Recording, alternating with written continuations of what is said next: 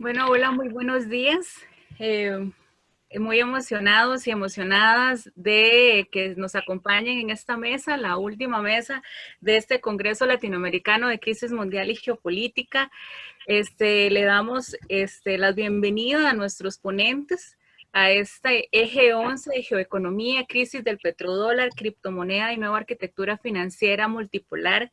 Hoy vamos a tener tres ponencias realmente muy enriquecedoras, muy interesantes, que sí nos interpela, ¿verdad? Esa mirada hacia lo que estamos haciendo en Latinoamérica y el futuro posible a nivel financiero multipolar en nuestra región y a nivel mundial. Bueno, para empezar, el día de hoy tenemos la ponencia de Daniel Estefano Salazar Urbina. Él es estudiante del programa de licenciatura en Derecho por la Universidad de San Martín de Porres de Lima, Perú, practicante preprofesional de la Superintendencia Nacional de Aduanas y de Administración Tributaria. Daniel nos va a presentar la ponencia El dilema de los ingresos medios en Latinoamérica ante la pandemia, alternativas para una mejoría continental. Bienvenido, Daniel, y te cedemos la palabra. Ok, muchas gracias, Melissa. Ante todo, buenos días con todos los presentes a este magno evento, traducido en su mesa 11 de Geoeconomía, Crisis del Petrodólar, Criptomonedas y Nueva Arquitectura Financiera Multipolar. Como bien lo indicó Melissa, el día de hoy voy a proceder a abordar una temática denominada El dilema de los ingresos medios en Latinoamérica, a fin de delinear algunas ópticas o la perspectiva de cómo debe tratar de empezar a solucionarse este problema. En primer lugar, ¿qué se entiende por el problema de los ingresos medios? O mejor dicho, la trampa, el engaño o el ardid o el fraude de los ingresos medios. Esto se concibe como una situación en la cual se inserta, se sumerge una economía de un país determinado. En este caso, hablamos del continente latinoamericano, hablamos de una situación en la cual se estanca un país de la región latinoamericana, llámese Perú, Colombia, Chile, Argentina, México, etcétera. ¿Y por qué se inserta en esta situación infructífera?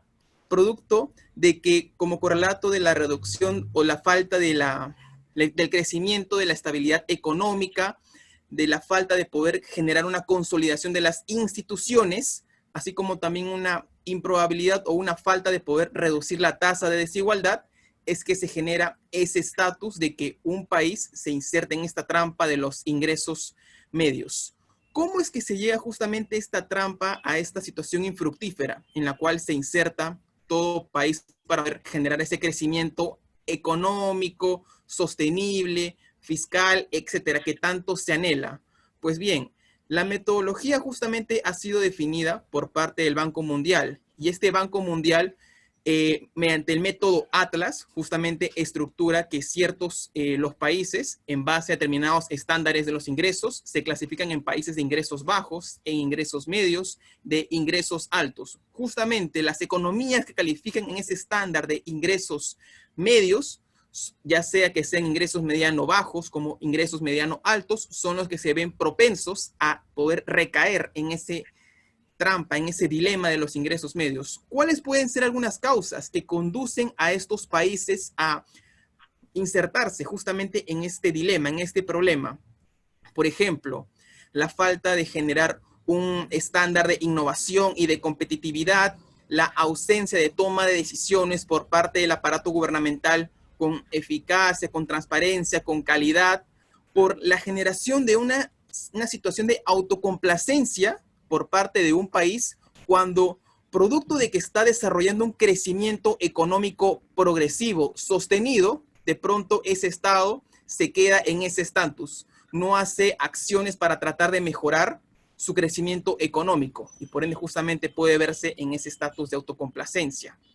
Otro tema puede ser la falta de transición de las ventajas comparativas, ya sea de lo estático a lo dinámico. Esa falta de transición es también otra causa que genera justamente esa trampa de los ingresos medios, así como también, por ejemplo, la inversión de costos salariales demasiado elevados para operaciones de manufactura demasiado bajas. Y además, la falta de percepción de recaudación impositiva, los elevados índices de evasión fiscal, etc. Al margen de haber reseñado esta pequeña introducción al ámbito de los ingresos medios, ¿cuál es la problemática que justamente nos aboca? El renombrado COVID-19 o fenómeno pandémico. ¿Qué es lo que sucede? Esta trampa de los ingresos medios, en la etapa prepandemia, es decir, antes de que viviéramos el COVID-19, ya constituía un gran reto, un desafío magno que debían afrontar los estados, ya que si recordamos de que, por ejemplo, durante el año 2010 al 2019, la tasa del PBI regional había justamente decaído del 6% al 0,2% en su crecimiento, así como también se le visualizaban bajos índices de recaudación, como también elevados estándares de evasión impositiva, justamente es que ya se vivía una crisis social y una crisis económica respecto a esa trampa.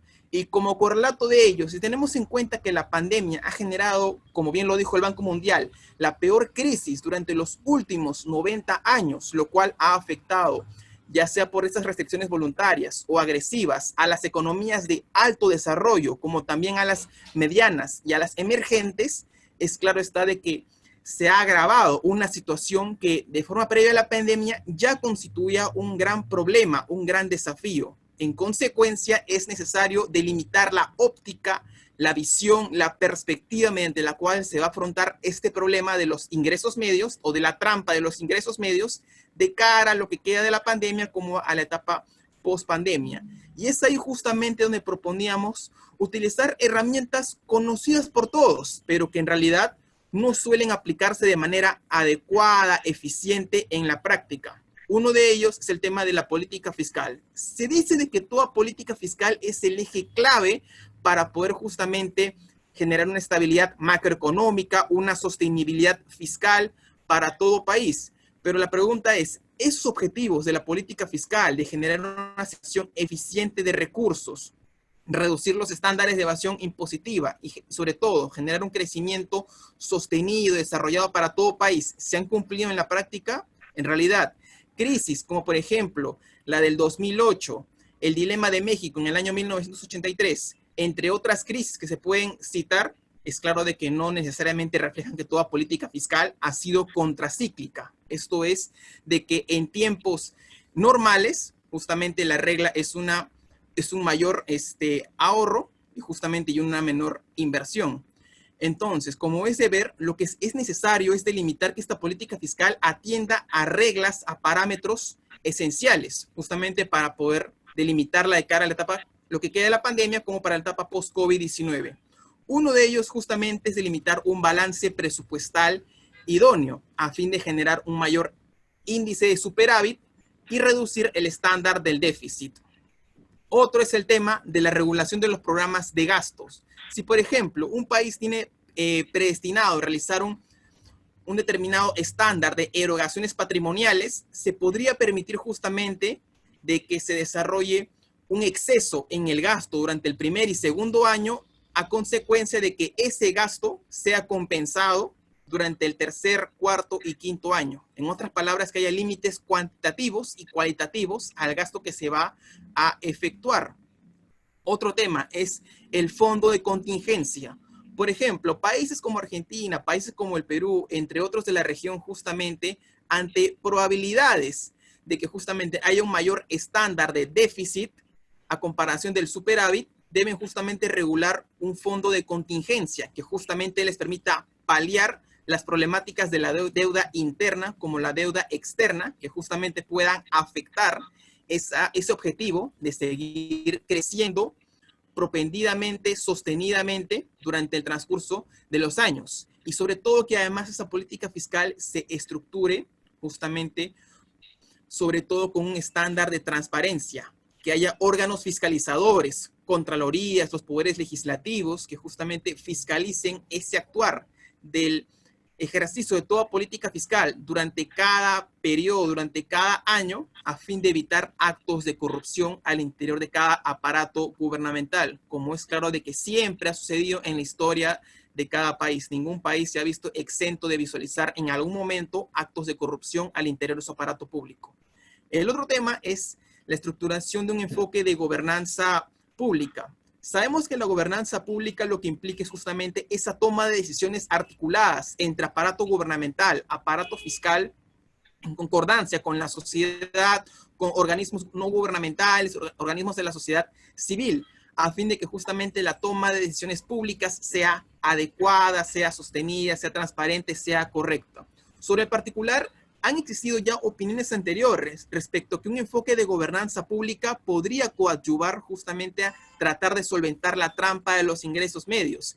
¿Esto por qué? Porque si justamente se promueve una iniciativa estatal en concordancia con los particulares que justamente resguarde el derecho a la propiedad privada, el libre mercado, la libre empresa, justamente que se brinden programas de asistencia empresarial para que las MIPES, las grandes empresas, los individuos justamente puedan desarrollar negocios sostenidos, adecuados, idóneos, es claro de que justamente se va a poder tratar de paliar esos efectos de la pandemia, o mejor dicho, acaecidos por esa trampa de los ingresos medios.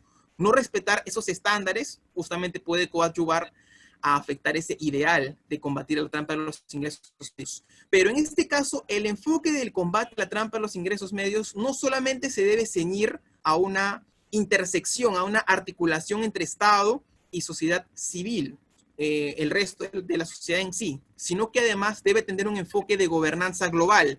Esto es, que se realice un intercambio de experiencias entre los estados, así como también se tengan en cuenta la postura de organismos multilaterales. En lo que se refiere a las experiencias entre estados, por ejemplo, justamente la adopción de las mejores prácticas que han adoptado los estados en el curso de la pandemia, para ya sea, por ejemplo, en medidas sanitarias, en medidas de reinserción laboral, en medidas de reinsertarse progresivamente la economía. ¿Qué tanto justamente los países han inyectado recursos para tratar de repotenciar la alicaída situación fiscal interna de cada uno de ellos, a fin de que esos países puedan justamente evaluar su estatus, su condición actual?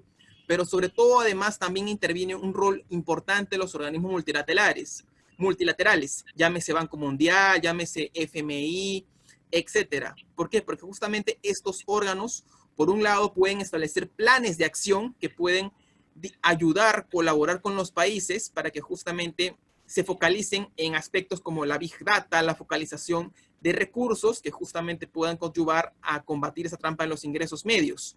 Y además también de que se propicien programas de asistenciamiento empresarial, sobre todo para aquellos países de que durante el tema de la pandemia y que han buscado justamente recuperarse económicamente, no les ha sido sencillo acceder a programas de financiamiento empresarial, a programas de financiamiento económico. Justamente es ahí donde intervienen esos organismos multilaterales. Pero además también esta trampa de los ingresos medios también debe tener en cuenta los conocidos objetivos de desarrollo sostenible, en específico los objetivos número 8, número 10 y número 17. ¿Ello por qué? Porque justamente, por un lado, las MIPES van a constituir un rol importante de cara a la etapa de la recuperación de la pandemia, en lo que se refiere justamente a este tema de los ingresos medios, de la trampa de los ingresos medios. También otro tema, que se busque reducir las brechas de desigualdad, de pobreza, en la percepción que reciben los individuos, justamente para tratar de aliviar su economía personal, su economía familiar. Pero sobre todo, y además, y es aquí justamente donde ingresa este objetivo 17, es en el cual se desarrollan esos programas de financiamiento, de asistencia empresarial por parte de los estados, a fin de que justamente se garantice esa estabilidad económica, fiscal, macroeconómica entre todos ellos. En consecuencia, la articulación de una política fiscal consistente, contracíclica, en base a las reglas mencionadas, y sobre todo con un enfoque de gobernanza pública y con gobernanza global, pueden colaborar, cooperar a tratar de solucionar el dilema acaecido por la trampa de los ingresos medios. Pueden ayudar a tratar de combatirlo, a tratar de enfrentarlo. Y es ahí justamente donde vienen las conclusiones y recomendaciones del trabajo de investigación que hemos planteado. Porque, por un lado, la articulación de la política fiscal en base a las reglas predefinidas, es cierto, puede ser el ideal, pero también no es menos cierto olvidar de que ello dependerá de la realidad de cada país, de cada estado. ¿En qué sentido? En que si bien es cierto que esas políticas pueden ser el método o el sustento base, lo importante sería en todo caso que cada Estado pueda articular las mejores reglas que edifiquen una política fiscal sostenida, consistente, de cara en condición o acorde a su realidad interna.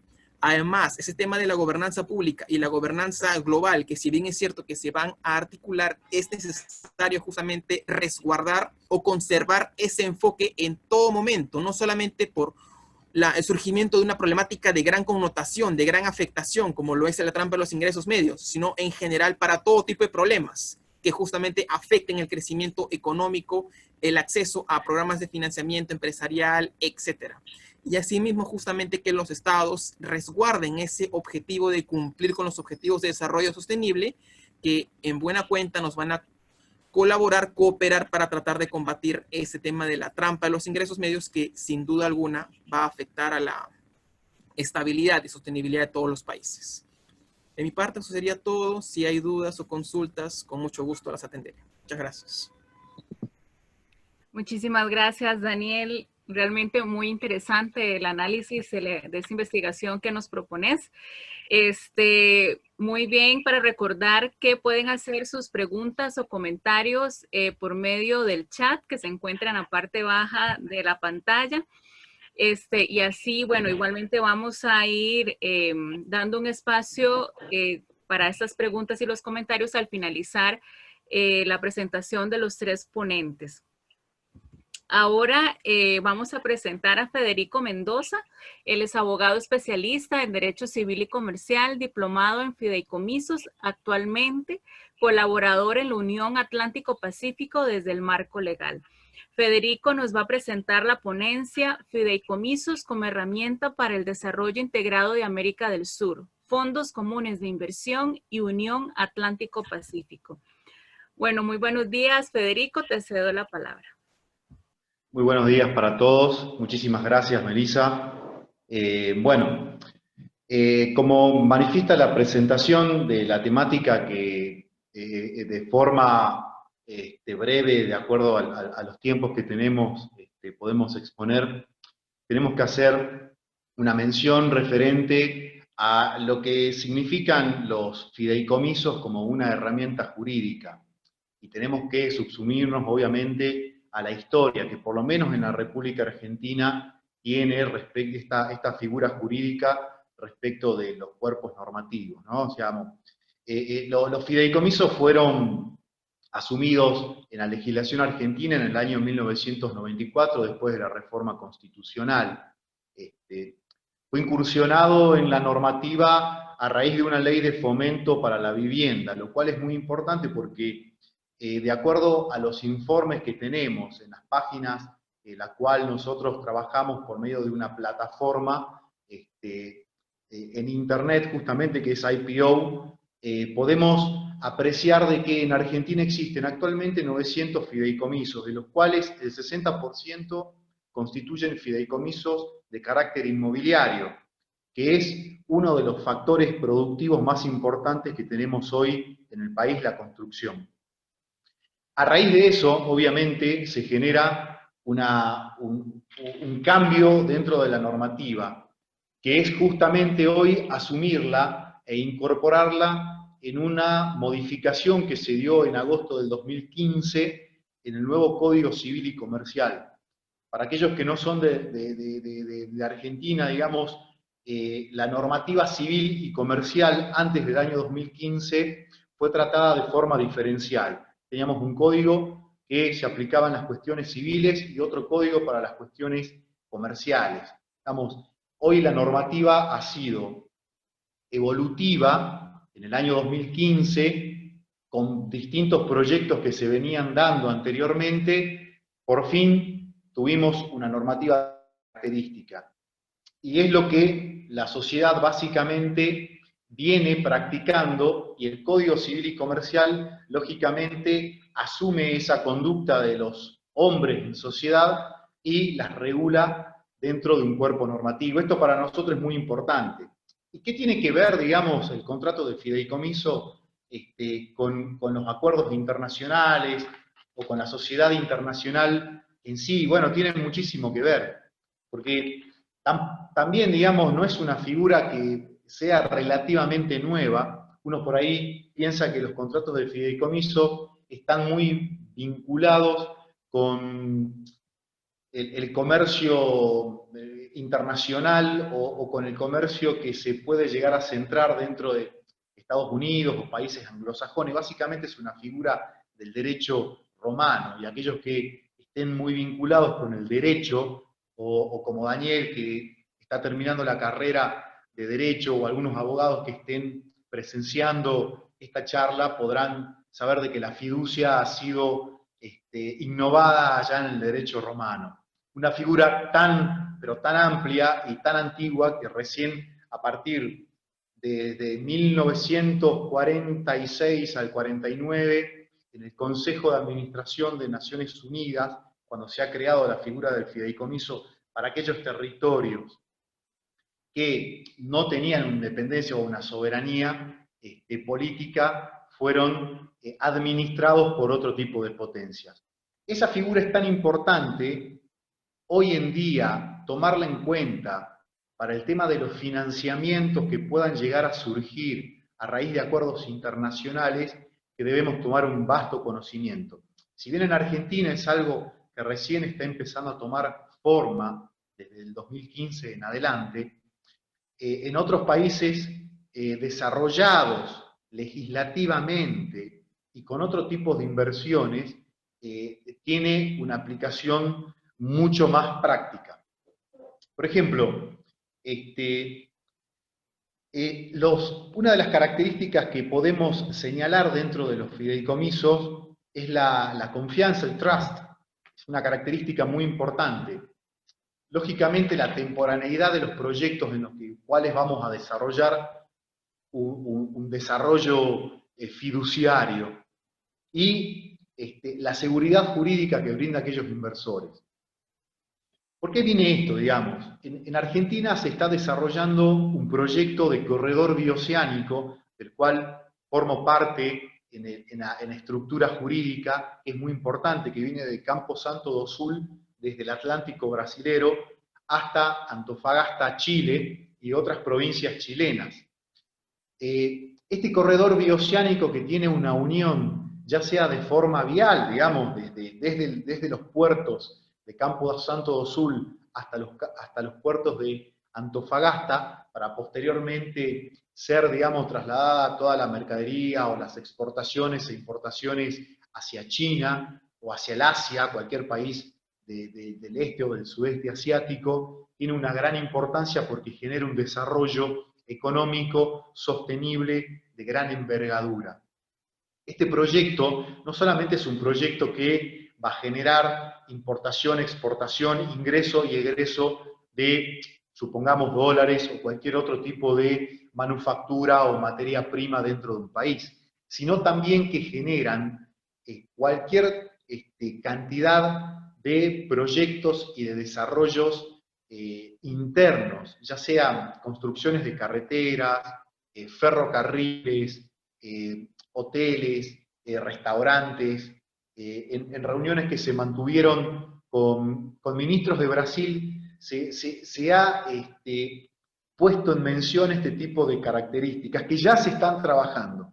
No solamente, por ejemplo, yo soy de la provincia de Jujuy, una provincia que está limitando con Bolivia y con Chile, al norte de la Argentina, lo cual es un gran potencial, y esto hace y genera la posibilidad de ingresar en el comercio internacional, los fondos comunes de inversión, aquellas personas o empresas que hoy manifiestan la intención de trabajar dentro de un corredor bioceánico, solicitan una seguridad jurídica para las inversiones que van a empezar a desarrollar.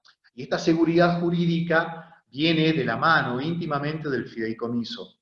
Desde el punto de vista legal, el fideicomiso, cualquier abogado, cualquier persona que se ponga a leer, digamos, leyes o el Código Civil y Comercial dentro de los contratos en particular, no hay demasiadas dudas. Ahora, hay que tener una comprensión filosófica de lo que genera el fideicomiso en materia comercial. Cualquier cosa que esté dentro del comercio puede ser objeto de un contrato de fideicomiso. Y a modo internacional, es tan importante tenerlo en cuenta porque aquellas personas o empresas, como dije anteriormente, que quieran desarrollar un emprendimiento o generar un polo logístico, como lo venimos trabajando nosotros, en una de las ciudades de la provincia de Jujuy, para posteriormente salir hacia otros puertos del mundo y de ahí expandir el comercio y la infraestructura, necesitan una seguridad. Esa seguridad yo tengo siempre presente de que primero y principal tiene que otorgarla el Estado. Que en realidad no es el Estado, sino los gobiernos como representantes del Estado. Los gobiernos deben tomar una participación sobre este tipo de inversiones. Si bien el libre comercio, algo que dijo Daniel en su exposición anterior, es muy importante, pero deben tener siempre reglas claras todas aquellas personas que quieran realizar inversiones. ¿A qué me refiero con reglas claras? Que el Estado participe. Esta participación del Estado debe ser societaria, porque de otra forma no podríamos otorgarle una seguridad, ya que el Estado no podría cambiar sus propias reglas de aplicación para poder participar o para poder marcar una normativa y que se generen proyectos de inversión sostenible a lo largo del tiempo. Estamos hablando de proyectos mediano a largo plazo, de 5 a 10 años, para que empiecen a tomar ya una ejecución. Hoy están tomando forma de manera de proyectos, ya se está participando con distintos intendentes dentro de las provincias y también obviamente con ministros para poder darle esta seguridad. La seguridad, cuando me refiero al tema societario, no estoy hablando de una sociedad propiamente dicha, ¿no? Que también el Estado puede tomar parte, como sociedades de economía mixtas, que dentro de la ley de sociedades argentinas está prevista, donde el Estado toma participación en distintas empresas donde generalmente se explotan recursos naturales, como ser pozos petrolíferos o empresas mineras, o la distribución de la energía, ya sea de luz o de agua, etc. Sino la participación del Estado en las reglas, en marcar normativas que tengan claramente un beneficio para aquellas personas y una seguridad. Y los contratos de fideicomiso también marcan esa seguridad jurídica para aquellas personas que van a invertir. Y dentro de los fondos comunes de inversión, que son inversores que a través de un gran proyecto, o un megaproyecto internacional, como es el que venimos trabajando, intentan darle un marco jurídico a estos proyectos, que las tendencias marcan de que los fideicomisos como contratos, al tener por lo menos 3 partes, ¿no? Un fiduciante, que son aquellas personas que van a poner el capital o la inversión, ya sea económica o en infraestructura, o inmuebles también. Están los fiduciarios, que son las personas que van a administrar. Y obviamente los beneficiarios, que van a ser aquellos fiduciantes clase B, que los denomino yo, digamos, que van a ser los beneficiarios, valga la redundancia, de los proyectos o de las inversiones que se generen. El fiduciario, que es una de las figuras más importantes y renombradas dentro de un contrato de fideicomiso, es aquella persona que administra. Es aquella persona que contrata con proveedores o con terceros, y quien es el que va a rendir cuentas al fiduciante o a los beneficiarios de las inversiones de los trabajos que venimos realizando. El fiduciario es tan importante que es el que otorga la seguridad jurídica. Para aquellas personas, en el caso de acuerdos internacionales, para empresas internacionales, para estados nacionales, como pueden ser estados de Bolivia, de Chile, de Brasil, de Paraguay, dentro del marco de un organismo no gubernamental público que se llama SICOSUR, que es un organismo del cual también venimos trabajando, y es muy importante que esto tome conocimiento y que se mencione, ya que estos forman parte, digo no gubernamental porque no es un organismo del Estado, pero sí existen organismos del Estado que forman parte de esta zona internacional de comercio del cono sur de América Latina.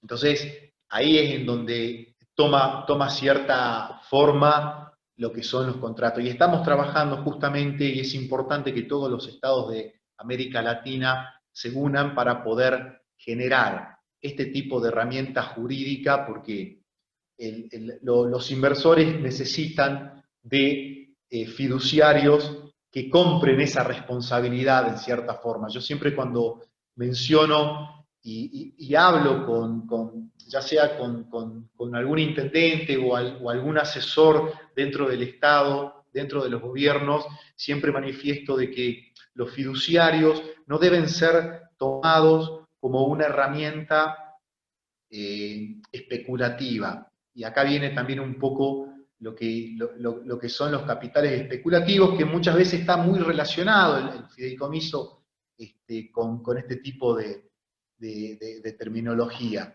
La especulación, y no es especular, simplemente es otorgar. Cuando decimos comprar cierta responsabilidad, estoy manifestando de que los fiduciantes, que son aquellos que ponen dinero, que ponen un inmueble para el desarrollo sostenido de una inversión, van a quedar eximidos de cierta responsabilidad que pueda ser civil o pueda ser penal hacia el fiduciario. En este caso puede ser cualquier persona, física o jurídica. Lógicamente que las personas jurídicas van a tener una mayor responsabilidad, un mejor antecedente, dependiendo cuáles serán, digamos, aquellas inversiones que se den en los países. Entonces, eximir de responsabilidad quiere decir de que aquella persona que van a contratar como fiduciario es el que va a asumir esa responsabilidad. Entonces, las personas que se constituyan como fiduciarios de un proyecto o de un desarrollo fiduciario de gran característica a nivel internacional, supongamos, va a tener que asumir eso. Y lógicamente, el tema que ha mencionado Daniel, que es muy importante, el tema de la corrupción, termina siendo eximido y puesto fuera de discusión, porque ninguna persona va a querer asumir, ya sea físico o jurídica, ¿no? Ninguna persona va a querer asumir un proyecto, una inversión, si dentro de los flujos de fondos que se van incursionando dentro de un fideicomiso, termina siendo cómplice o partícipe necesario de un proyecto que pueda llegar a generar una evasión impositiva o proyectos que puedan llegar a nunca terminarse. En este caso es muy importante trabajarlo de esa forma. Dentro obviamente de todos estos trabajos y de las nuevas arquitecturas que se dan jurídicas de los proyectos financieros, no hay muchas más figuras financieras y nosotros siempre cuando manifestamos y trabajamos con proyectos de desarrollo sostenido, de carácter inmobiliario, por ejemplo, y generan mucha mano de obra, mucha aplicación de trabajo dentro de las sociedades, siempre trabajamos con bancas internacionales. Hoy en día debemos reactivar todas las tareas que se están desarrollando dentro del Banco Interamericano de Desarrollo. Es una banca que, a diferencia del Fondo Monetario Internacional, trabaja con proyectos que generan desarrollo de contenido social y económico, ambiental, dentro de lo que son los países. Es muy importante. Hoy en día, por ejemplo, en la provincia de Jujuy, estamos trabajando con el desarrollo. Yo como partícipe privado, no formo parte del gobierno de la provincia de Jujuy, de Argentina, ni de ningún otro organismo, ni de ningún gobierno, ni provincial, ni nacional, ni municipal. Simplemente me constituyo como un consultor externo y venimos trabajando con proyectos. Un proyecto muy importante que, por ejemplo, se ha presentado en el Banco Interamericano de Desarrollo, es para un desarrollo inmobiliario de gran envergadura dentro de lo que es la parte de la ciudad de Palpalá, que es una zona sur dentro de la provincia, y otra zona de la zona norte de la provincia para la expansión de la ciudad. ¿Por qué lo menciono? Digo, porque es un proyecto de gran envergadura que aquellas personas que me puedan llegar a estar escuchando en otros países o en otras provincias, se debe aplicar en los distintos lugares o dentro de los países que nosotros convivimos, para poder presentarlos en el Banco Interamericano de Desarrollo con proyectos serios, con proyectos sostenidos. He trabajado en otros proyectos para la remediación de cuestiones ambientales en algún momento que también han tenido un trámite y han sido muy beneficiosas para la remediación ambiental en ciertos aspectos. Es algo que está muy vinculado el Banco Interamericano de Desarrollo con la famosa BRICS, que se ha creado dentro de un organismo internacional que estaba integrado por Brasil, Rusia, India, China y Sudáfrica, ¿no? Lógicamente, con los países de mayor potencia dentro de cada uno de los continentes en los que representa. Es tan importante mencionar que estos contratos de fideicomisos pueden absorber el trabajo y la responsabilidad de aquellos inversores que estamos comenzando a aplicarlo dentro de la República Argentina de manera muy sostenida. Es importante, bueno, o sea, la sinergia que debe existir entre aquellas personas que invierten y aquellas personas que reciben los beneficios de acuerdos internacionales, es tan importante la tarea conjunta entre los estados o gobiernos y los particulares. No podemos tomar en serio las inversiones o los desarrollos o emprendimientos de las medianas, pequeñas empresas, de las grandes empresas, si no tenemos la participación estatal. Y esa participación debe ser un acompañamiento, debe ser el marco jurídico para que esto se desarrolle de la mejor manera posible, lo más transparente posible. Bueno, yo no sé si me he excedido de tiempo, pero hay muchísimas cosas que se podrían desarrollar desde el punto de vista legal para el comercio exterior, que es tan importante saberlo. Yo no quiero explayarme mucho más porque podría estar quizá la mañana entera y ustedes no entenderían. Me parece que yo muchas veces no me escucho, pero por ahí creo que me voy un poco del foco. Así que espero sus preguntas para poder desarrollar mejor, y cualquier cosa, bueno, dejo mi correo electrónico para que todas aquellas personas que estén interesadas en ampliar un poco el conocimiento, el feedback, y yo también poder ingresar dentro de los países para poder empezar a desarrollar proyectos, bueno, se lo dejo ahí a Melissa, a Juan, para que les pase a cada uno de los oyentes.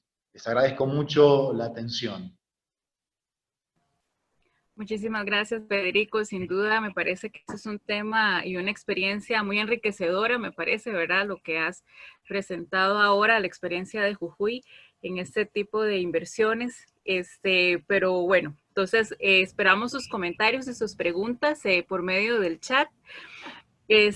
Ahora vamos a presentar a Juan Luis Constant. Juan Luis Constant, aparte de ser coordinador de este eje y parte del comité organizador, también es licenciado en Sociología por la Universidad Nacional de La Plata, Argentina. Es docente de Problemática Social Argentina, Regional y Surandina de la carrera de Trabajo Social en la Facultad de Humanidades y Ciencias Sociales de la Universidad Nacional de Jujuy.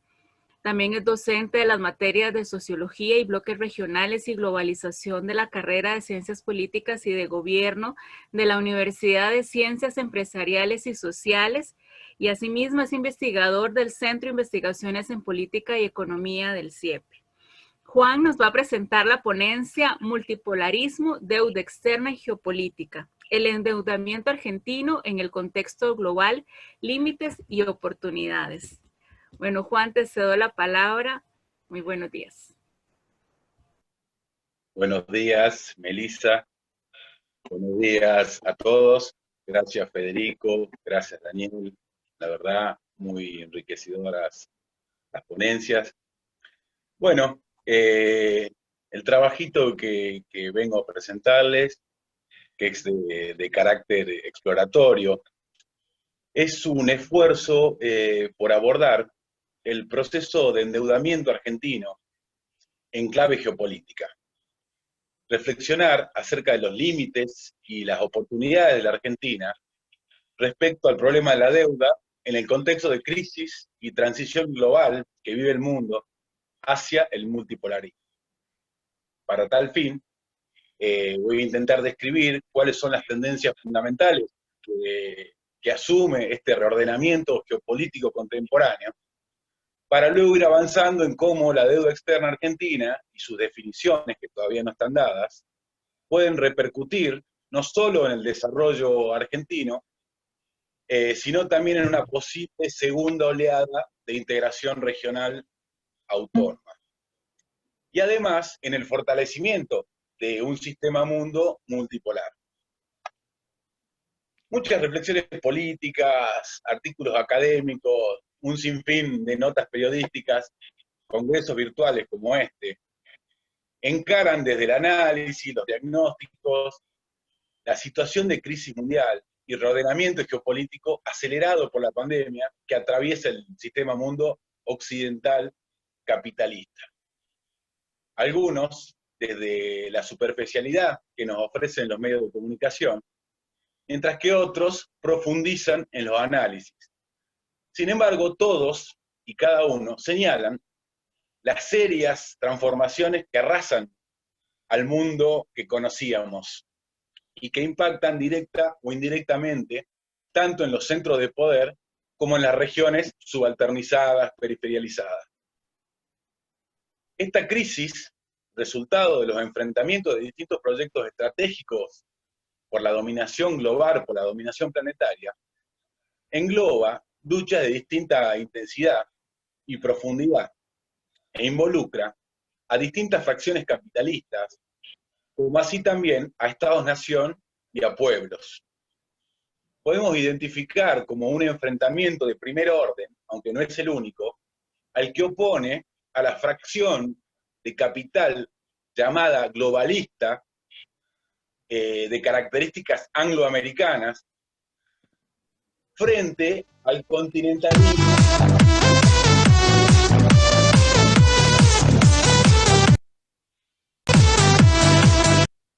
Bueno, que vienen las Navidades. Por eso. Bueno, como les decía, entonces podemos identificar este enfrentamiento de primer orden, aunque no es el único, entre la fracción de capital llamada globalista. Hija de una huracanada. Chino.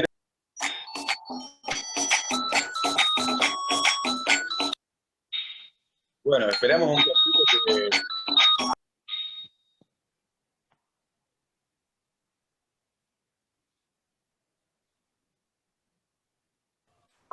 Sí, mil disculpas. Bueno, estamos silenciando a estas personas. Si puedes seguir, Juan. Todo el Congreso, los trolls están a la orden del día. Se ve que tenemos cosas para decir, por eso. Bueno, retomo en lo que quedé. Entonces podemos identificar un enfrentamiento en este proceso de crisis y de transición de primer orden, aunque no es el único enfrentamiento. Y es el que opone al globalismo angloamericano y al continentalismo norteamericano, yanqui, o la línea que nosotros conocemos como los buitres, que si bien tienen como epicentro el interior de Estados Unidos, es una crisis que se despliega hacia el mundo.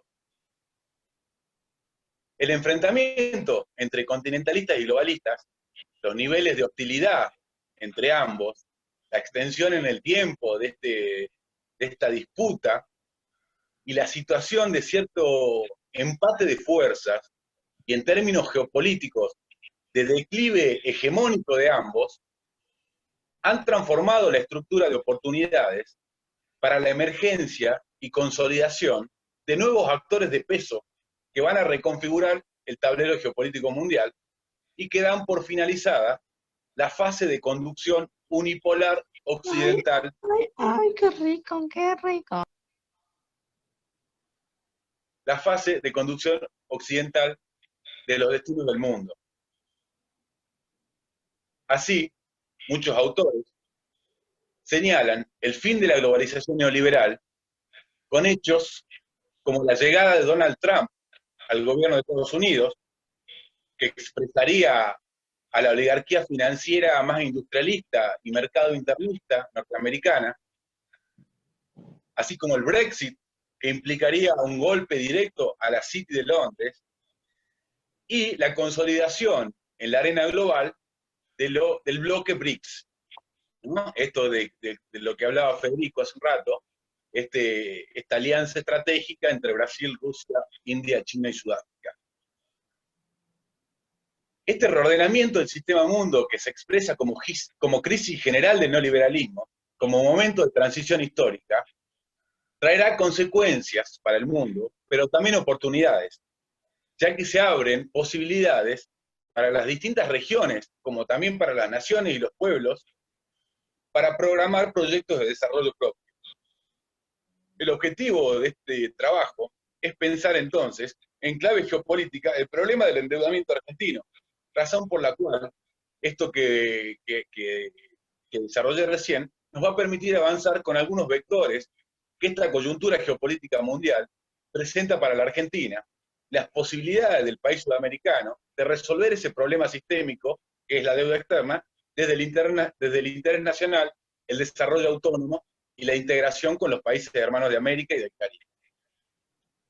El fenómeno de la deuda externa argentina no puede ser circunscripto estrictamente a una problemática o contradicción restringida a un universo de acreedores externos e instituciones financieras multilaterales, por un lado, y a los estados nacionales por otro. Más bien, el endeudamiento externo, en el caso de la Argentina, ha jugado un papel central en el proceso de valorización financiera, que ha regido de alguna manera los patrones de acumulación capitalista a nivel local y regional. Es decir, ha sido una pieza clave en la conformación del capitalismo argentino. Los procesos de endeudamiento externo fueron la herramienta maestra, tanto para actores exógenos como endógenos, para desestructurar los proyectos de industrialización y autonomía relativa, caracterizados por un Estado planificador, regulador de la producción y el trabajo, y conductor de las energías nacionales. Tras más de una década de buenos resultados respecto al tema de la deuda, porque de alguna forma, cuando emergen los gobiernos nacional populares a principios del siglo XXI, y el crecimiento económico que expresaron, el tema de la deuda se fue de alguna manera resolviendo. Sin embargo, hoy la Argentina nuevamente atraviesa una crisis de deuda. Crisis que no es solamente económico-financiera, sino también político-estratégica, ya que los compromisos adquiridos por la Argentina no solo ponen en riesgo los recursos disponibles para la población y su bienestar social, sino también comprometen seriamente las posibilidades de desarrollo económico. Recordemos que allá por el año 2004, cuando asume el gobierno del fallecido ya Néstor Kirchner, la deuda externa pública neta de la Argentina era de 192.000 millones de dólares. La misma, en el transcurso del 2005 y principios del 2006, se redujo a 154.000 millones de dólares, tras una renegociación de bonos defaulteados y la cancelación de 9.500 millones de dólares del FMI de manera conjunta con Brasil. Sin embargo, a partir de 2006 en adelante, el stock de la deuda creció. Pero el porcentaje de la misma en relación al PBI fue cayendo, puesto que el PBI, es decir, la economía nacional, fue creciendo. Y ese es el dato relevante, porque la deuda siempre hay que pensarla en relación a la economía, es decir, a la capacidad de producción y de generación de riqueza que tiene una economía. Así, en el año 2004, cuando asume Néstor Kirchner, la deuda externa pública representaba el 120% del Producto Bruto Interno Nacional. Y en el 2011, solo 7 años después, había caído al 38% del Producto Bruto Nacional. Pero a partir de 2013 y 2015, la deuda, que solo se realizó intrasector, es decir, teníamos cerrada la posibilidad de tomar deuda en el mercado voluntario de deuda, porque teníamos una parte que no había, de los acreedores que no habían entrado a los 2 canjes que hubo, y por lo cual nos consideraban en default,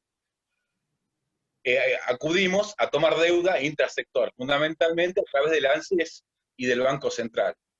Y entre 2013 y 2015 esa deuda creció en 43.000 millones de dólares. Pero como el Producto Bruto crecía, el porcentaje de la deuda en relación al PBI solamente llegó al 41%. El stock de la deuda en el año 2015, cuando asume el nuevo gobierno, era de 240.000 millones de dólares. Llega Macri y ese porcentaje, al final de su mandato, va a llegar al 81% del Producto Bruto. En términos de stock, la deuda con Macri crece en 96.000 millones de dólares, llegando a los 337.000 que tenemos hoy.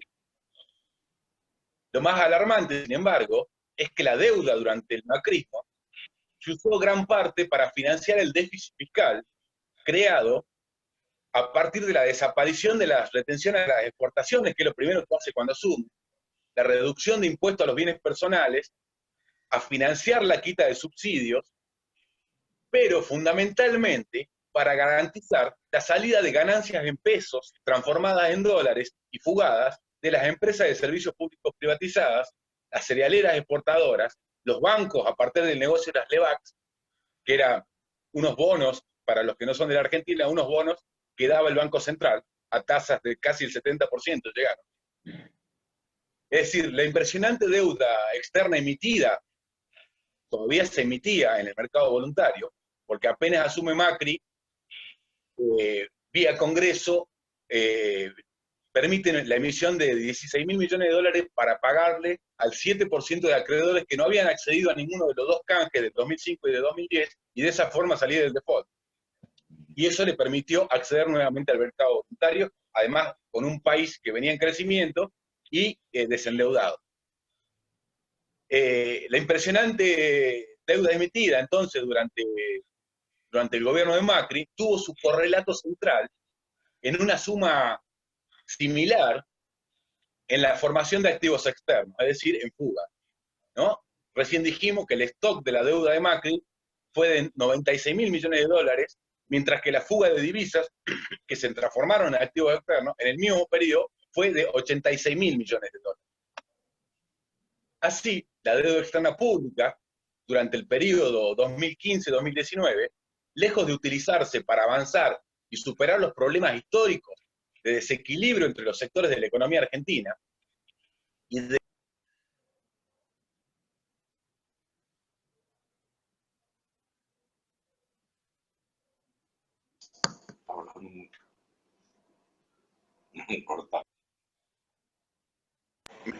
justo me estaban llamando. Se usó fundamentalmente para el financiamiento de un régimen de valorización financiera y especulación, desindustrializando el país, primarizando la economía. Según los datos, un número muy reducido de empresas e individuos concentraron casi la totalidad de la demanda de dólares durante el periodo, que se fugaron de la economía nacional.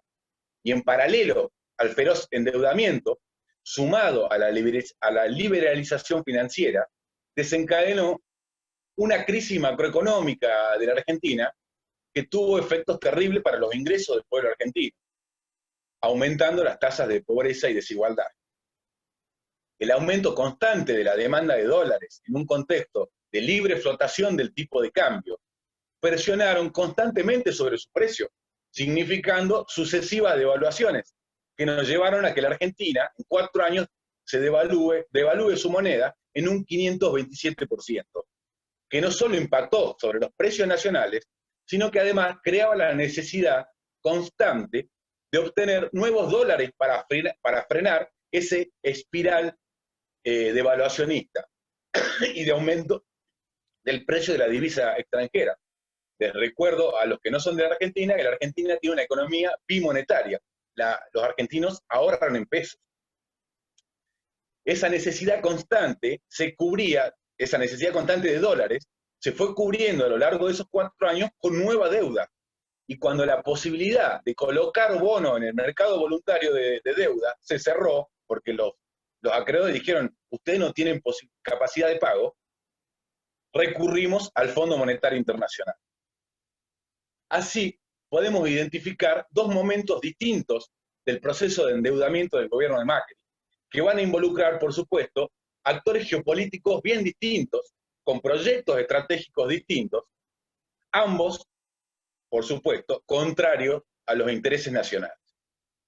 Un primer momento de endeudamiento que se caracterizó por el acceso a los mercados voluntarios, donde fueron las fracciones de capital global, los globalistas angloamericanos y sus fondos financieros de inversión global, los actores fundamentales del negocio de la deuda. Estos fondos financieros de inversión global, que no son bancos comerciales, como algo de eso desarrolló Federico, sino firmas que administran capitales de instituciones, de estados, de grandes fortunas, que en el caso argentino, los principales compradores de bonos fueron el conocido hoy conocido, pero hace 3 años atrás no era tan conocido, BlackRock, Templeton, Fidelity, Allianz, que es el que controla PIMCO, y el HSBC, entre otros.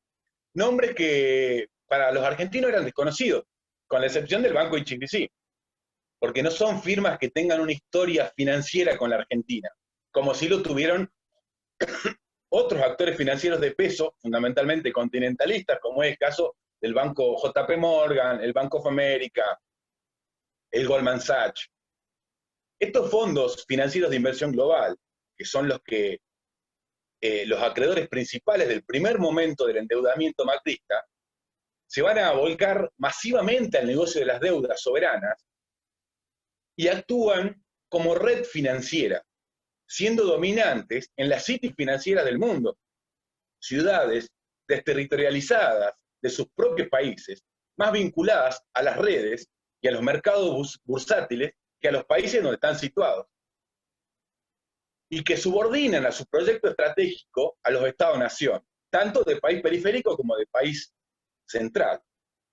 Estos fondos financieros globales son los actores más dinámicos de la globalización, no solo como acreedores de deuda soberana, sino también porque controlan en sus carteras los paquetes accionarios de las grandes empresas multinacionales distribuidas en el globo. Es decir, el proyecto estratégico de estos fondos financieros de inversión global es la globalización. Es decir, un Estado global, una economía global, una moneda global, un ejército global. La conducción estratégica de la gran industria, la conducción estratégica del gran comercio, la conducción estratégica del gran agro, de la gran banca y de los negocios de la deuda. Y lo hacen a partir del control de los directorios de las empresas multinacionales, participando en la compra de los paquetes accionarios en las bolsas del mundo. En el camino hacia el control económico de los países, y controlan los bancos centrales del mundo y los articulan a través del Banco Internacional de Pago, también conocido como el Banco de Basilea, a partir del control de los bancos centrales del mundo. Porque como sabemos, los bancos centrales están constituidos, su directorio, a partir del sistema financiero de cada país. Un segundo momento en el proceso de endeudamiento macrista es el que va a involucrar al principal organismo multilateral de crédito, que es el Fondo Monetario Internacional, y los países que lo conforman y conducen, principalmente en ese momento Estados Unidos, conducido por Trump, que va a desembarcar como acreedor económico-financiero, pero imponiendo condiciones geopolíticas sobre la Argentina, por ejemplo, enajenando los recursos naturales de la Argentina, que las pone como garantía a partir de un artículo del Código Civil y Comercial, el artículo 236, con un crédito stand-by de 57.000 millones de dólares, el crédito más grande que otorga el FMI a lo largo de la historia, y que compromete el 37% de sus préstamos a nivel global. De los cuales, de estos 57.000 millones de dólares, solo van a llegar 44.000 millones de dólares. El FMI es un actor financiero internacional más vinculado al poder de los países centrales. Es decir, un organismo que podríamos caracterizar como más político y que expresa mayormente a los intereses geopolíticos de los países que lo integran y conducen. Fundamentalmente Estados Unidos, que controla el 16.5% de los votos, lo que le da capacidad de veto, porque cualquier iniciativa que lleva el FMI necesita el 85% de los votos de los países que lo integran. Y Estados Unidos, al controlar el 16,5%, impone condiciones. Así podemos ver que durante el gobierno de Trump se va a apalancar un gobierno, se va a apalancar al interior del Fondo Monetario Internacional un crédito para el gobierno de Macri, que con la intención de sostener a ese gobierno y que pueda ser reelegido, frente a lo que a los ojos de Trump era la amenazante posibilidad del retorno de un gobierno peronista en la Argentina, lo que habría oportunidades para una segunda oleada de integración regional autónoma, lo cual el propio Donald Trump intentaba impedir. Y como lo reconoce el propio representante norteamericano ante el FMI, que hoy preside el Banco Interamericano de Desarrollo, Mauricio Claver Carone, a principios de este año lo reconoce en un Zoom que hizo, diciendo que si ganaba el peronismo, se fortalecería el eje venezolano-cubano. El gobierno actual de Alberto Fernández, entonces, va a asumir con una pesadísima herencia. Pero desde el primer momento, a pesar de la retórica discursiva de la campaña, se decide claudicar la posibilidad de realizar una auditoría, una investigación profunda respecto al negocio del endeudamiento, primero en los mercados voluntarios, es decir, la primera etapa del endeudamiento, con el globalismo financiero, ya que directamente el gobierno de Alberto Fernández va a volcar todos sus esfuerzos para renegociar 66.000 millones de dólares con acreedores privados extranjeros, deuda que ya se encontraba en default técnico. Y por supuesto, es imposible investigar actividades fraudulentas que implican a ciertos actores con los cuales al mismo tiempo se pretende negociar, ya sea quitas, plazos, tasas de interés. El proceso de negociación con los acreedores fue bastante largo y difícil, duró alrededor de 8 meses, y va a dejar también expuesto a los lobistas locales pro acreedores, expresados por las corporaciones mediáticas y las cámaras del establishment, fundamentalmente de AEA, que es la Asociación Empresaria Argentina. Entonces, tras varios meses de negociación, finalmente se logra un acuerdo que, si bien implicaba una quita mínima de capital, cerca del 2.5%, va a alargar los plazos y va a bajar las exorbitantes tasas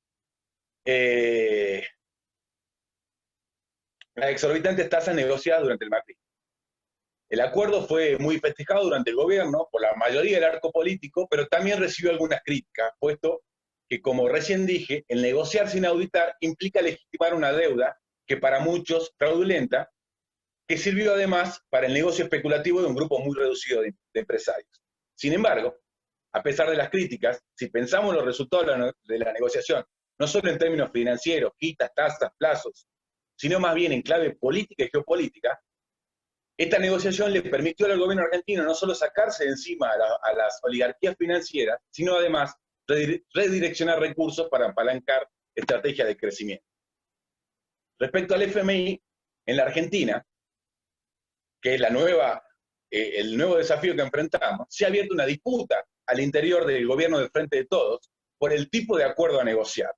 Por un lado, desde el Ministerio de Economía, empujado por la Asociación Empresarial Argentina y sus presiones inconfesables, se habla de un acuerdo de facilidades extendidas, conocido como SAF, mientras que por otro lado, los senadores del Frente de Todos, más el bloque de legisladores bonaerenses, que expresan la posición de la vicepresidenta Cristina Fernández, presentaron una carta de 33 puntos, criticada por el propio ministro de Economía, que muestra la corresponsabilidad del FMI en la fuga de capitales durante el periodo de mayo.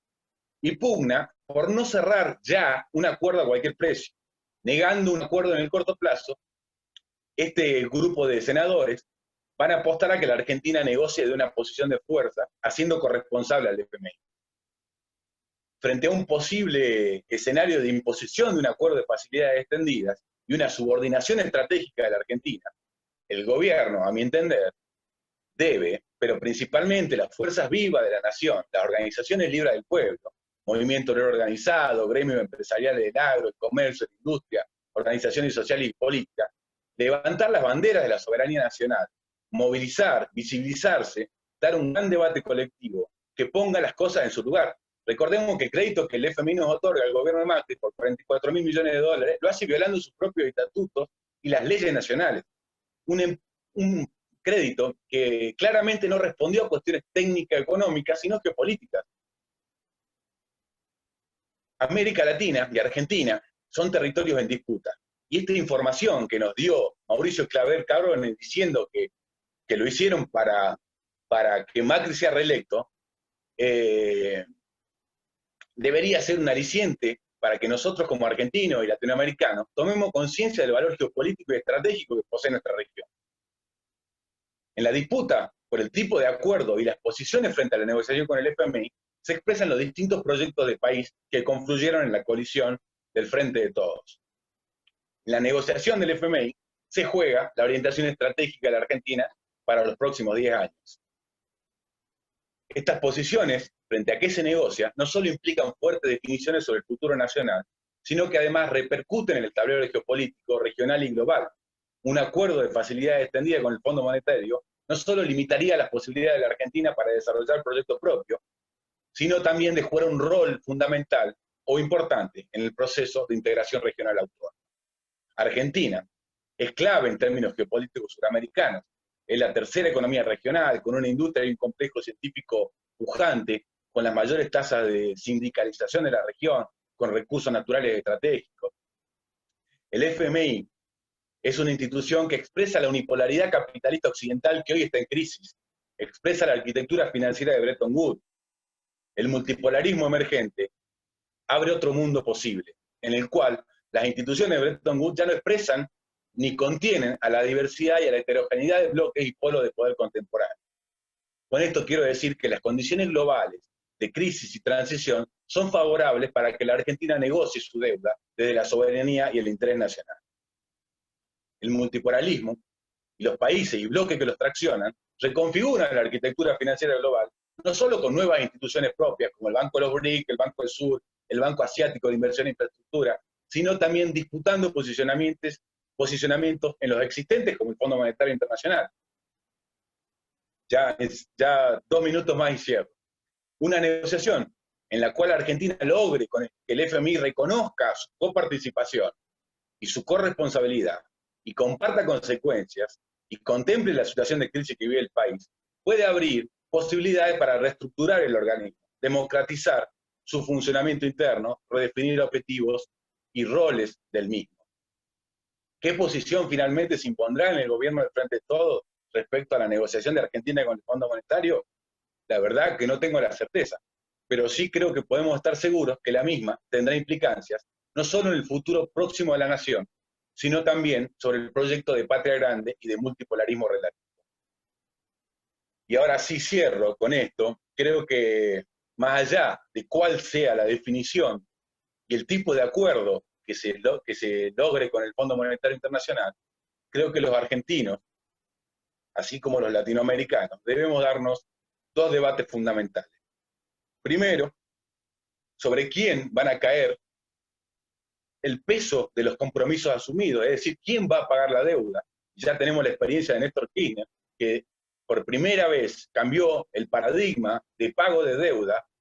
Ya nunca más se pagó con ajustes fiscales, sino que se pagó con acumulación de reservas que venían de dólares de los sectores exportadores, los que habían ganado con la devaluación, creando por un DNU la reserva de libre disponibilidad.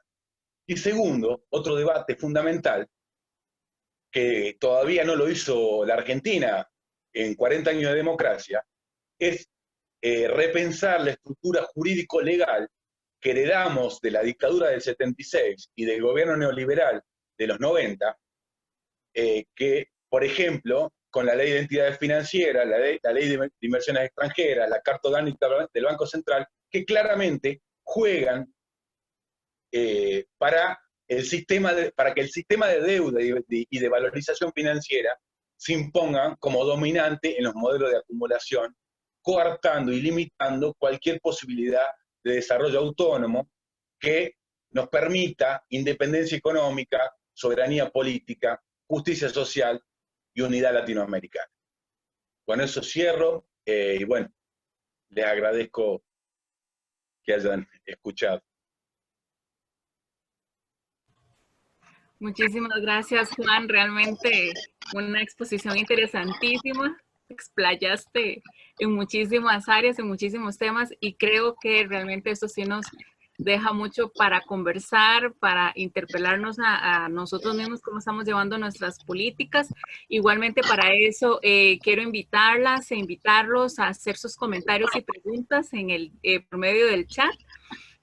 A partir de ahora, bueno, abrimos este espacio de preguntas, que de hecho tengo acá unas preguntas para Daniel. De Sergio, dice: ¿consideras que la gobernanza global afecta la soberanía de los países y en particular de Latinoamérica? Le cedo la palabra a Daniel. Ok, muchas gracias, Sergio, por la pregunta. Comienzo con la siguiente premisa. La respuesta, si la gobernanza global afecta la soberanía de los países de Latinoamérica, la respuesta es no. ¿Por qué?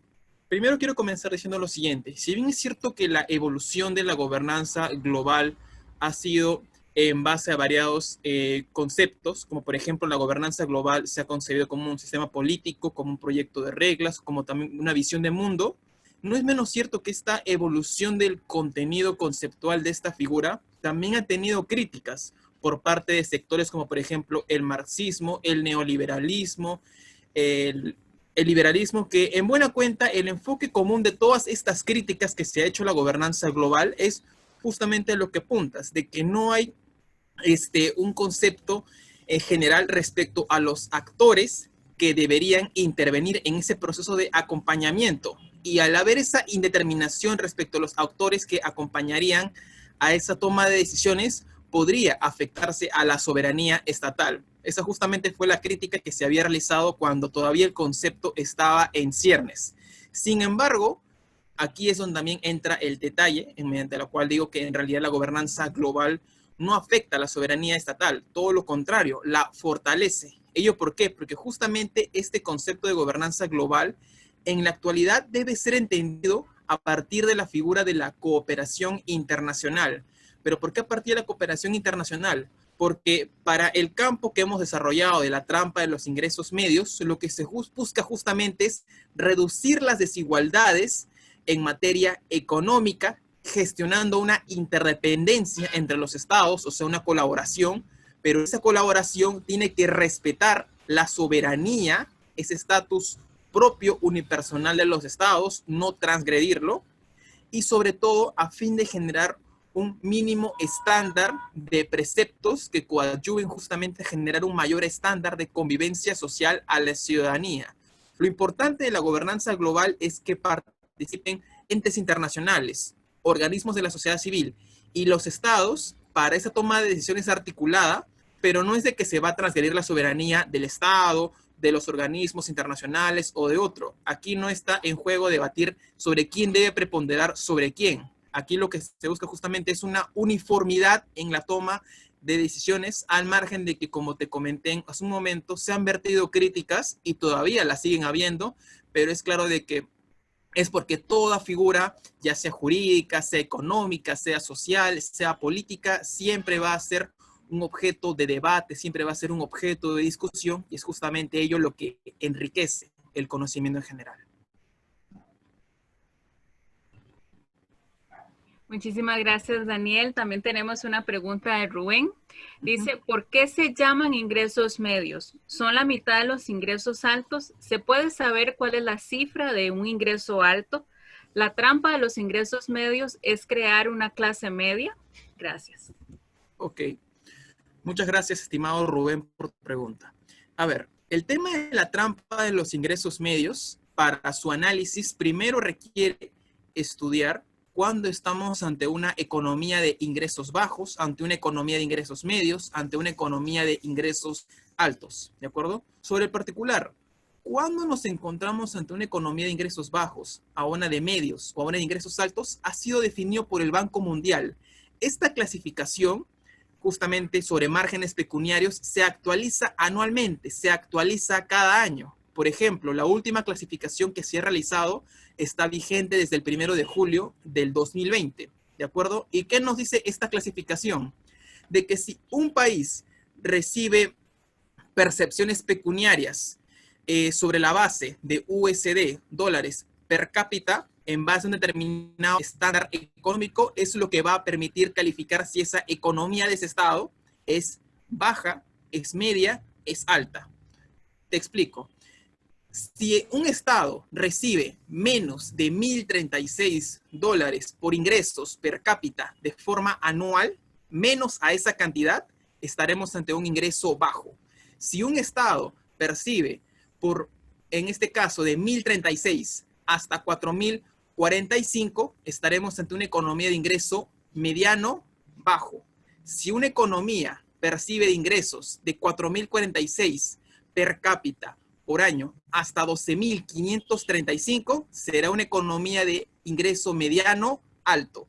Y si supera los 12,535 dólares per cápita anualmente, en este caso, estaremos ante una economía de estándar alto, de ingresos altos. Justamente es aquí donde viene el tema de tu pregunta, la trampa de los ingresos medios. La trampa de los ingresos medios busca crear una economía de una clase media.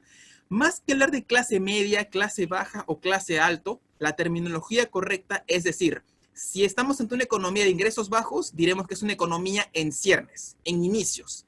Si es una economía de ingresos medios, diremos que es una economía en desarrollo, en progreso. Y si es una economía de ingresos altos, diremos que es una economía desarrollada, ¿de acuerdo? Y justamente es ahí donde, ya habiendo delimitado cuando estamos ante una economía de ingresos bajos, de ingresos medios e ingresos altos, es aquí donde ya se nos permite acudir a la figura de la trampa de los ingresos medios. Centrémonos en las economías de ingresos de medios, en este caso mediano bajo, mediano alto.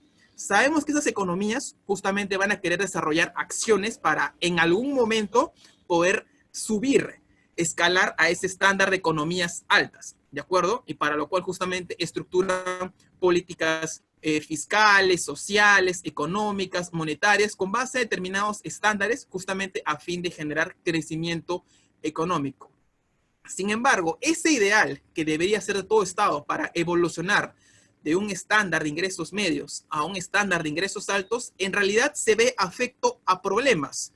¿Cuáles eran los problemas? Justamente los que mencionaba en la ponencia. Por ejemplo, que ese Estado no desarrolla sus actividades con un enfoque de competitividad, con un enfoque de productividad, que no adopte decisiones con transparencia y con calidad, si es que antes, cuando evolucionó a ingresos medios, lo hacía, pero ahora para evolucionar a ingresos altos, ya no lo hace. De que si, por ejemplo, si antes aplicaba la producción de bienes o servicios con una ventaja estática, lo cual podía haberle servido cuando eran ingresos bajos para evolucionar ingresos medios, pero ahora lo importante es que evolucione a una ventaja comparativa de carácter dinámico y no lo hace, justamente otro problema. Otro caso más, si cuando era ingresos bajos y evolucionó a ingresos medios, había desarrollado unos mecanismos para tratar de elevar la presión fiscal, ¿de acuerdo? Pero esa presión fiscal ese estándar de presión fue disminuyendo cuando lo hizo, cuando ya estaba en estándar de ingresos medios y no lo fortaleció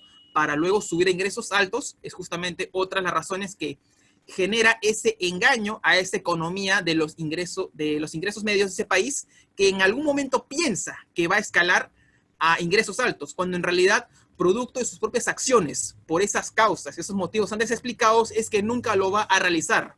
En consecuencia, ¿cómo se va a superar esa trampa de ingresos medios? Sí, solo si ese Estado justamente pueda desarrollar, estructurar mecanismos que solventen esos problemas que aún hacen que persista, que se estanque en ese estándar de ingresos medios para que evolucione a ingresos altos.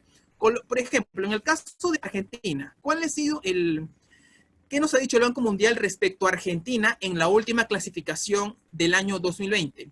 Sobre el particular, sabemos de que Argentina ha sido una de las economías más emergentes, más desarrolladas durante el transcurso de los años. Sin embargo, crisis como por ejemplo la del 2002 o por ejemplo la del 2018-2019 respecto a una devaluación de la moneda, así como por ejemplo una caída de la economía del año pasado que había estado estimada en 5.8%, son factores justamente que el Banco Mundial tuvo en cuenta al momento de elaborar su clasificación de este año, de julio de 2020.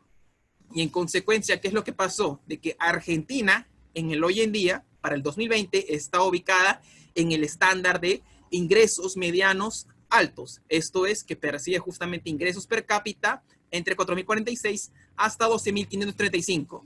¿La situación es negativa? No lo es, porque justamente está demostrando de que Argentina se está desarrollando de manera adecuada. Pero si quiere justamente alcanzar este estatus de economía de ingresos altos, esto es, de una economía desarrollada, de una potencia económica, como por ejemplo, al igual que Estados Unidos, al igual que Corea del Sur, etcétera, lo que justamente Argentina debe evitar es caer en esta trampa de los ingresos medios, precisamente combatiendo esos efectos perniciosos antes mencionados, de, por ejemplo, no desarrollar sus acciones, sus políticas con enfoque de progresividad, competitividad, evitar actos de corrupción, desarrollar una política fiscal consistente, adoptar un enfoque de gobernanza pública, de gobernanza global, etcétera. ¿De acuerdo? Entonces, habiendo delimitado cuál es la cifra, cómo estamos ante una economía de ingresos medios, son justamente factores que se deben tener en cuenta, como digo, para combatir este fenómeno, no solamente en Argentina, en Perú o en otros países, sino en realidad en toda la región latinoamericana y a nivel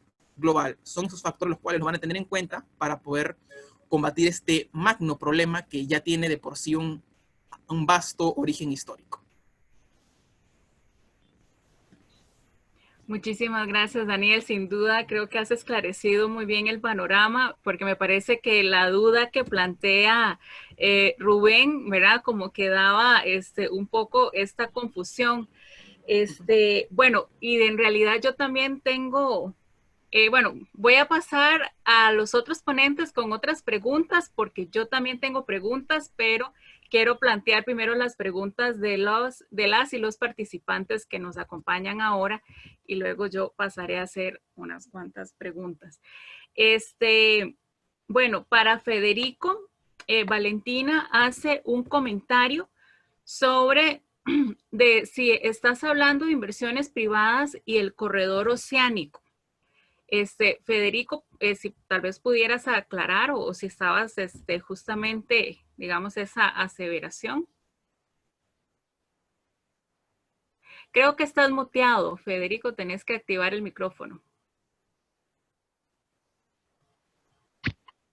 Hola. Ahora sí. Perfecto. Sí, es un proyecto del cual ya se está trabajando, esto en contestación a la pregunta de Valentina, que es un corredor, algo realmente innovador en el mundo, ¿no? Digo, la comunicación del Océano Atlántico con el Océano Pacífico y poder expandirse hacia los comercios de Asia o cualquier otro país que sea emergente dentro de esa zona. Particularmente estamos trabajando en conjunto entre empresarios que la innovación en este caso es netamente privada, pero se necesita indefectiblemente la participación estatal, porque necesitamos, como dije y mencioné en la exposición, la seguridad jurídica para aquellas personas o empresas físicas o jurídicas que deseen realizar las inversiones dentro de todo el trayecto del corredor bioceánico, que sería desde Brasil hasta Chile, ¿no?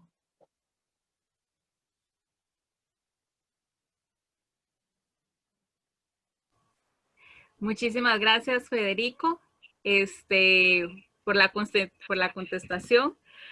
Ahora tenemos una pregunta para Juan, que bueno, dice igualmente Valentina, el capitalismo no deja en paz a Sudamérica y el pueblo elige sujeto como Macri. Es parte de una estructura de globalización. Seguimos en una lucha constante de la libertad de los pueblos. No sé qué tienes que decir al respecto, Juan. Te cedo la palabra.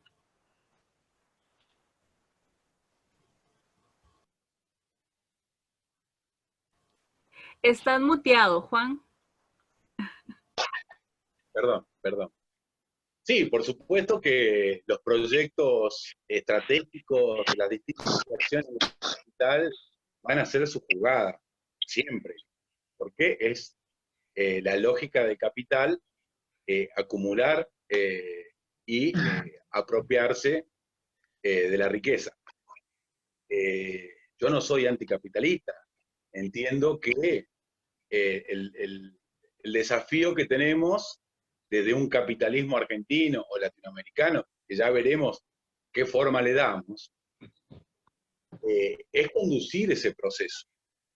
La historia argentina nos muestra que es posible vivir, el pensamiento nacional argentino, o una de sus vertientes muy fuertes, a diferencia de las teorías más eurocéntricas del proyecto de la modernidad, ¿no? Y sus tres matrices, que son el liberalismo económico, el liberalismo filosófico jurídico francés y el marxismo. La idea, además de este congreso, es empezar a pensar de manera decolonial, y Argentina puede hacer un aporte hacia eso. Para el marxismo, el capital y el trabajo tienen una contradicción antagónica, insuperable. Sin embargo, el peronismo en la Argentina, por ejemplo, ha entendido esa diferencia entre capital y trabajo como una contradicción y no un antagonismo. Lo que nos permite pensar que es el sector privado, y cuando hablamos del sector privado, hablamos de los empresarios y de los trabajadores, los motores del crecimiento. Ahora, el problema del capital es que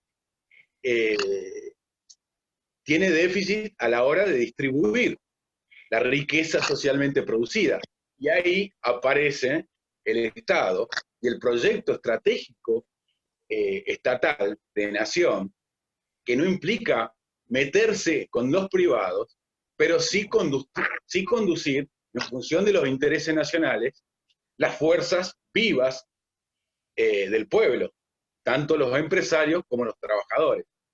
En ese sentido, creo que el problema, por supuesto que siempre va a haber proyectos estratégicos que intenten subordinar los intentos de proyectar de manera autónoma y soberana una nación y un continente.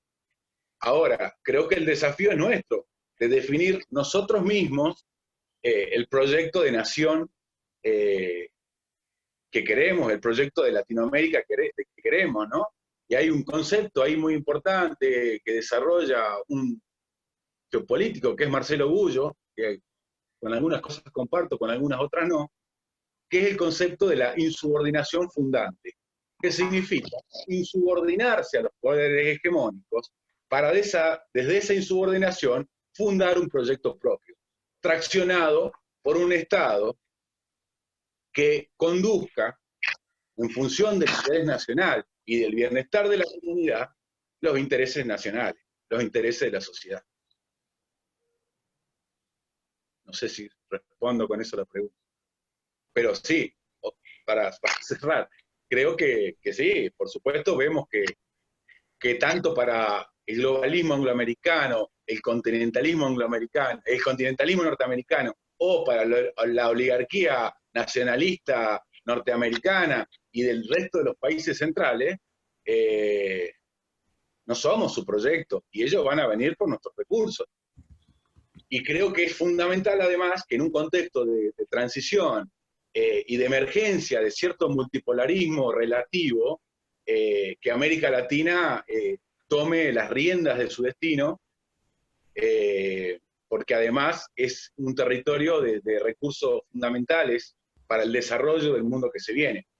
Por ejemplo, en Sudamérica y en la región andina tenemos lo que se llama el Triángulo del Litio, ¿no? Y el ion litio es la materia fundamental de almacenamiento de la electroenergía, y pensando en un nuevo paradigma de electromovilidad que supere al paradigma de los hidrocarburos, es totalmente estratégico. Así que creo que tenemos que poner nuestros esfuerzos, nuestro conocimiento, recuperar además no solamente el conocimiento científico, sino el conocimiento de los pueblos,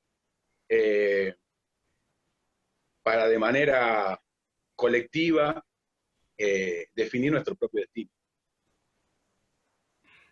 Totalmente, muchísimas gracias, Juan. Yo creo que sí, definitivamente creo que quedó contestada la pregunta. Ahora yo, bueno, me surge una pregunta que lo pueden contestar los tres, si así desean, que de hecho me nace de la ponencia de Daniel, que justamente esto, ¿verdad? Este dilema de los ingresos medios, ¿cómo podemos nosotros, ¿verdad? Como Latinoamérica, como región, justamente como lo planteas, a partir de la recesión que se vive, de la pandemia, con gobiernos, digamos, que tienen realmente problemas de gobernabilidad al interno, y estamos hablando que la mayoría se autodenominan gobiernos democráticos, ante un panorama que nos plantea una urgencia de una salida de colonial, que es un poco, ¿verdad?, lo que nos está planteando Juan.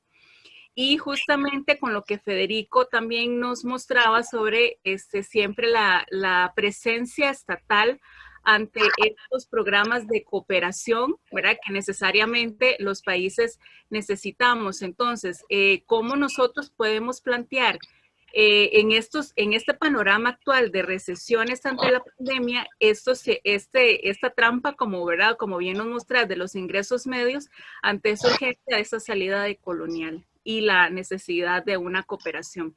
No sé si alguno de los tres quisiera iniciar contestándola, por favor.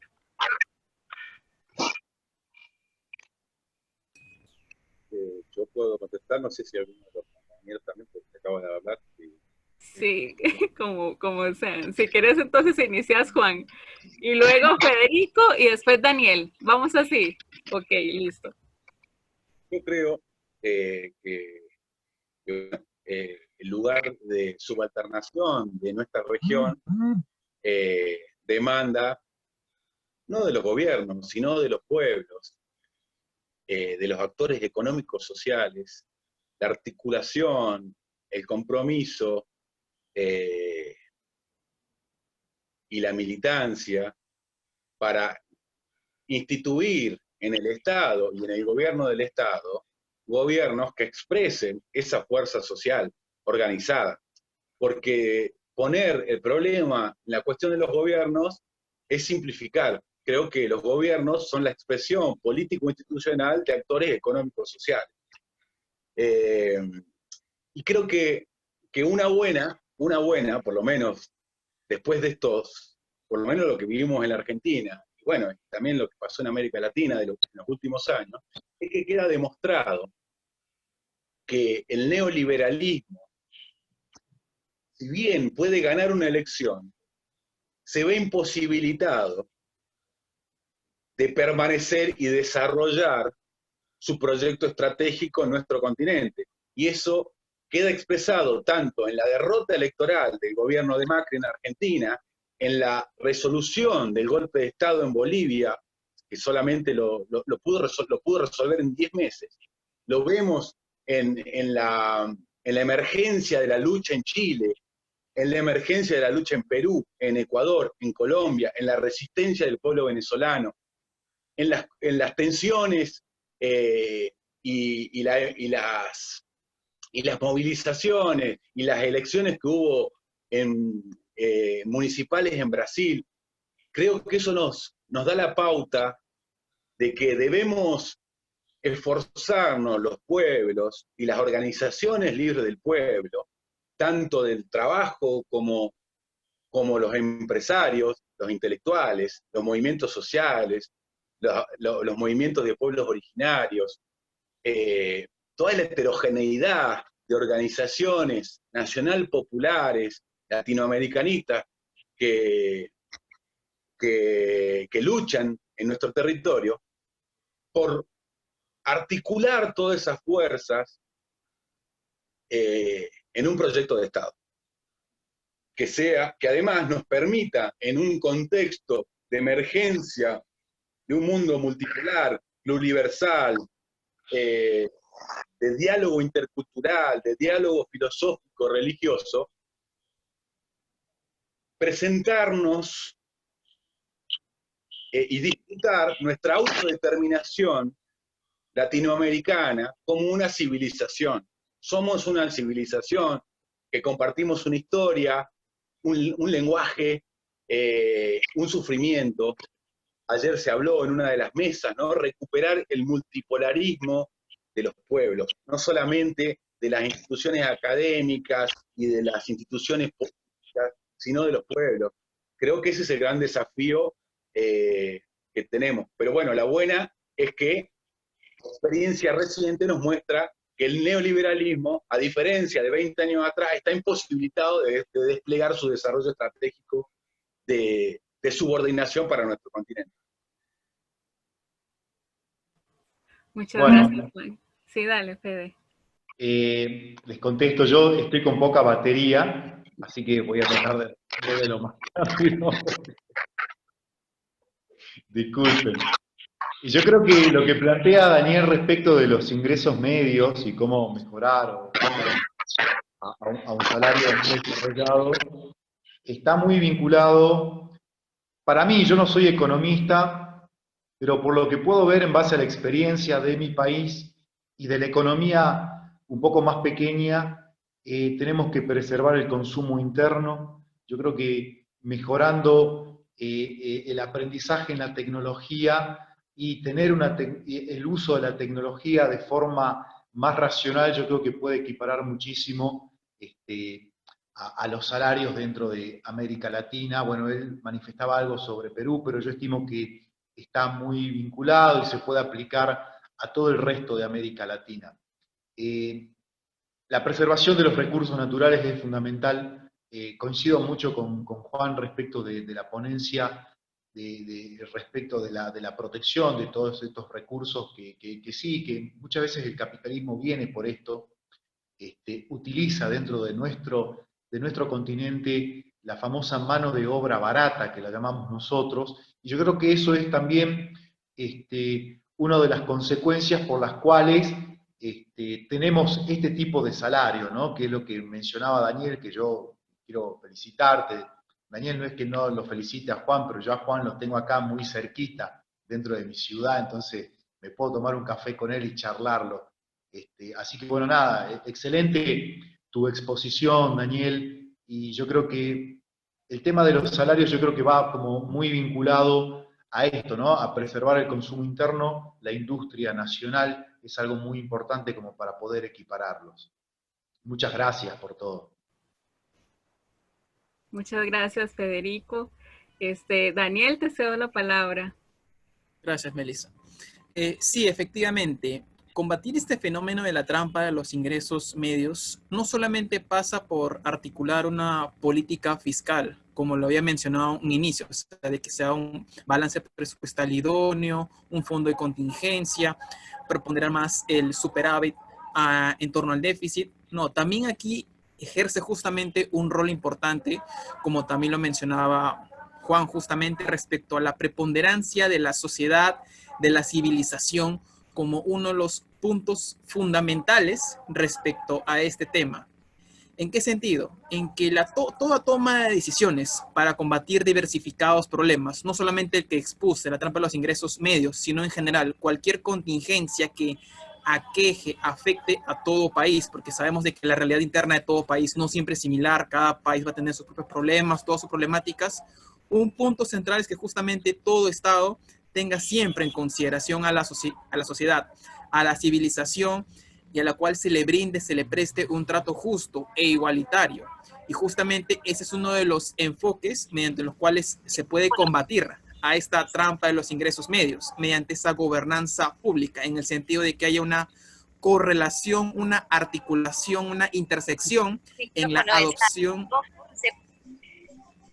adopción de decisiones entre el Estado y la sociedad. Ahora bien, cuando mencionabas respecto a que hay gobiernos que se llaman democráticos, pero en realidad han hecho un retroceso a esa gobernabilidad mediante la cual sabemos de que la gobernabilidad clásica concebía que el Estado se consideraba como unitario, tomaba las decisiones como por sí solo, no consideraba a la población en ese enfoque de adopción de decisiones con incidencia nacional. En realidad, es una verdad que justamente ha tenido efectos prácticos. Por ejemplo, sabemos de que el año pasado, en el 2009, se habían manifestado crisis sociales en países como Bolivia, Ecuador, Colombia y Chile, que en buena cuenta, ¿qué es lo que pasaba? De que la población se había levantado, había realizado manifestaciones, producto de que aclamaba de que su gobierno, para solucionar problemas internos de cada país, había adoptado decisiones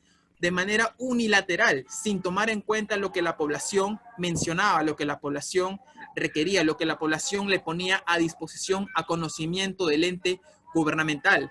Y como es de ver, esa situación es una muestra de que, a pesar de que la democracia debería imperar en tales países, se ha hecho un retroceso de la gobernanza a la gobernabilidad clásica, lo cual es justamente un tema de difícil materialización, lo cual justamente debe solventarse.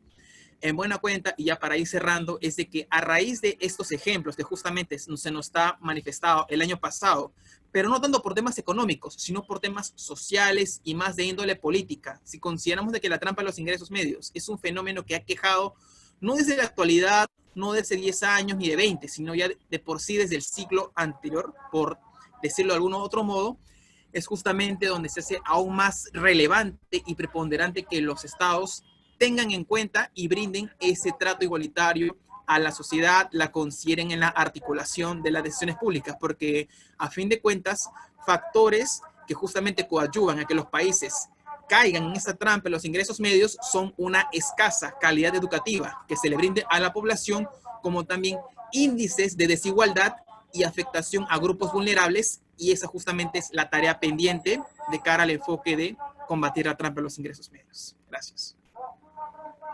No, muchísimas gracias de verdad por haberme contestado la pregunta. También agradezco y agradecemos a todas las y los asistentes a esta última mesa. Realmente ha sido enriquecedora, muy, yo creo que al finalizar todas estas jornadas, uno siempre va con más preguntas, ¿verdad?, que respuestas, y esa es la idea, ir generando, ir movilizando conocimientos, y también ir tejiendo redes regionales entre nosotros como latinoamericanos, como igualmente ustedes como región sur, y bueno, yo aquí en representación de la región centroamericana, ir tejiendo justamente esas hermandades y no olvidarnos, ¿verdad?, de volvernos a ver a nosotros mismos, y que al final somos una región tan necesaria y tan importante en todo este engranaje geopolítico y geoeconómico. Agradecer infinitamente a los ponentes del día de hoy, a Daniel y a Federico, por sus, de verdad, muy interesantes sus ponencias y por todo el manejo que han hecho a pesar de todas las interrupciones, y a Juan también, que es el coordinador de esta mesa y también expositor el día de hoy. Entonces también le cedo la palabra a Juan.